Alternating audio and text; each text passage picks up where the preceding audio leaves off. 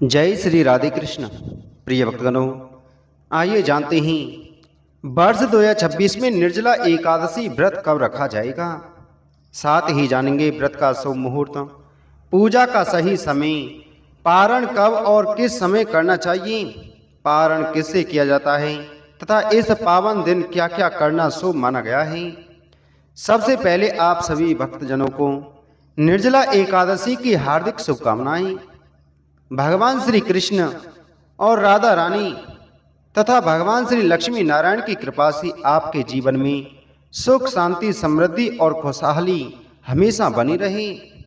प्रिय भक्तगणों, ज्येष्ठ मास के शुक्ल पक्ष में आने वाली एकादशी को निर्जला एकादशी कहा जाता है।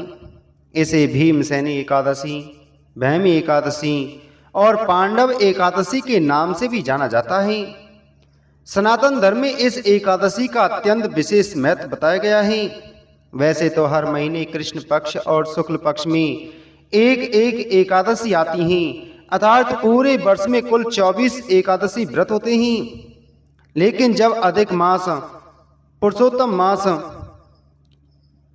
अर्थात मल मास पड़ता है, तब 2 अतिरिक्त एकादशियां और जुड़ जाती हैं और कुल संख्या 26 हो जाती है। इस वर्ष अधिक मास ज्येष्ठ महीने के दौरान पड़ा है, इसलिए पहले ज्येष्ठ मास के कृष्ण पक्ष की एकादशी का व्रत रखा गया, फिर अधिक मास की 2 एकादशियां आईं और उसके बाद ज्येष्ठ मास शुक्ल पक्ष की पावन निर्जला एकादशी का व्रत रखा जाएगा। प्रिय भक्तगणों, शास्त्रों के अनुसार जो भक्त श्रद्धा, नियम और पूर्ण निष्ठा के साथ निर्जला एकादशी का व्रत रखते हैं, विधि विधान से पूजा करते हैं और कथा श्रवण करते हैं, उन्हें वर्ष भर की संपूर्ण 24 एकादशियों के बराबर पुण्य प्राप्त होता है। यही कारण है कि इस एकादशी को अत्यंत फलदायी माना गया है। ऐसी मान्यता है कि इस व्रत को करने से मनुष्य के पाप, दोष और कष्ट दूर हो जाते हैं, जीवन में सुख समृद्धि आती है, मानसिक शांति मिलती है और अंततः भगवान विष्णु के परम धाम की प्राप्ति हो जाती है। निर्जला एकादशी का व्रत सबसे कठिन व्रतों में से एक माना गया है। निर्जला का अर्थ है बिना जल के। इस दिन भक्त पूरे दिन और रात्रि बिना अन्न और बिना जल के उपवास रखते हैं। शास्त्रों में कहा गया है कि आचमन के अतिरिक्त जल की एक बूंद भी ग्रहण नहीं करनी चाहिए। हालांकि जिन लोगों का स्वास्थ्य ठीक ना हो, व्रत जन हो या किसी कारणवश निर्जला रहना संभव ना हो, तो वे फलाहार या आवश्यकतानुसार जल ग्रहण करके भी श्रद्धा से व्रत रख सकते हैं। फिर भी जहाँ तक संभव हो नियम पूर्वक निर्जल रहकर व्रत करना श्रेष्ठ माना गया है।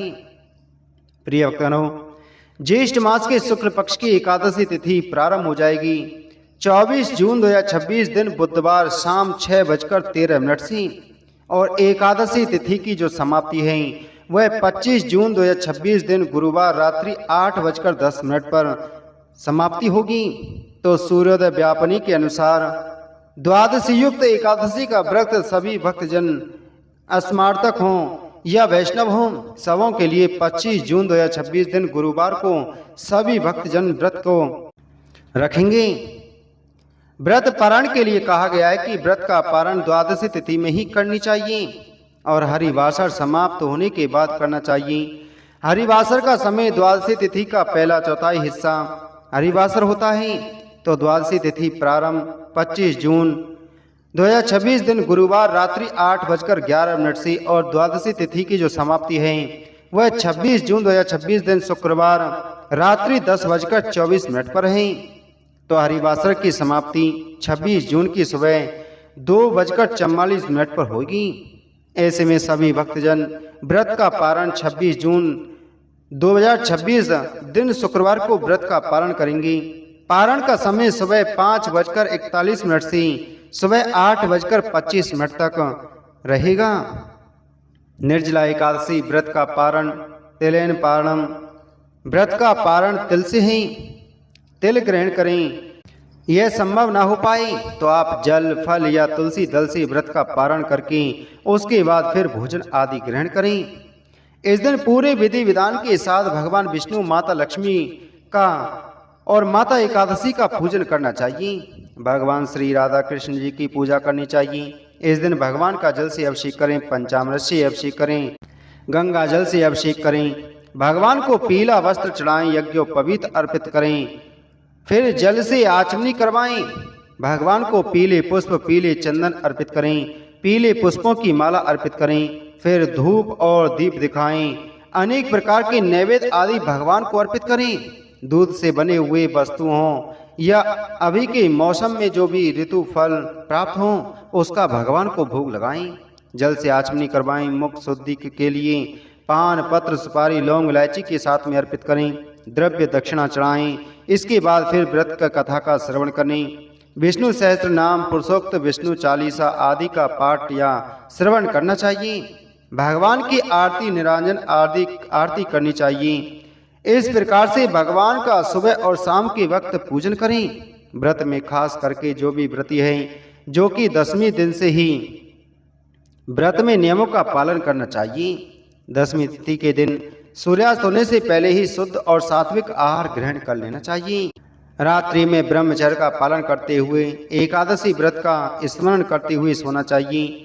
एकादशी की सुबह प्रातः काल उठ करके नित्य क्रियाओं से निवृत्त होकर के स्नान आदि करके शुद्ध वस्त्र धारण करके भगवान सूर्य नारायण को अर्घ्य प्रदान करें। व्रत का संकल्प लें और उस दिन जो भी दिन रात्रि निर्जला व्रत को धारण करें। एकादशी के दिन सुबह और शाम के वक्त भगवान का पूजन करें, कथा आदि श्रवण करें और द्वादशी की सुबह प्रातः काल उठ करके नित्य क्रियाओं से निवृत्त होकर के स्नान आदि करके शुद्ध वस्त्र धारण करके भगवान का पूजन कर लें। भगवान को भोग लगाएं, आरती करें। उसके बाद ब्राह्मणों को भोजन कराएं, ब्राह्मणों को दान और दक्षिणा दें और फिर समय के अनुसार व्रत का पारण करें। इससे भगवान विष्णु अपने भक्तों पर अति प्रसन्न होते हैं, अपने भक्तों के सभी प्रकार के दुख और कलेशों को दूर करते हैं, सभी प्रकार के पाप और ताप को नष्ट कर देते हैं। जो भी व्रती हैं, व्रत के दौरान शुद्ध और सात्विकता का पालन करना चाहिए, ब्रह्मचर्य का पालन करना चाहिए। व्रत के दौरान किसी के ऊपर क्रोध नहीं करना चाहिए, अपने मन में किसी के प्रति ईर्ष्या या द्वेष का भाव नहीं लाना चाहिए। व्रत के दौरान जहाँ तक बन सके ओम नमो भगवते वासुदेवाय, ओम नमो भगवते वासुदेवाय, श्री कृष्ण गोविंद हरे मुरारी, हे नाथ नारायण वासुदेवा।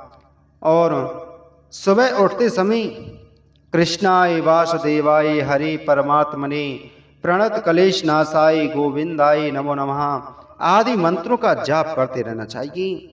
भगवान के स्तोत्र, चालीसा आदि का पाठ, कथा श्रवण आदि करनी चाहिए। इससे अनंत फलों की प्राप्ति होती है। तो प्रिय भक्तों, उम्मीद है आपको यह जानकारी अच्छी लगी होगी।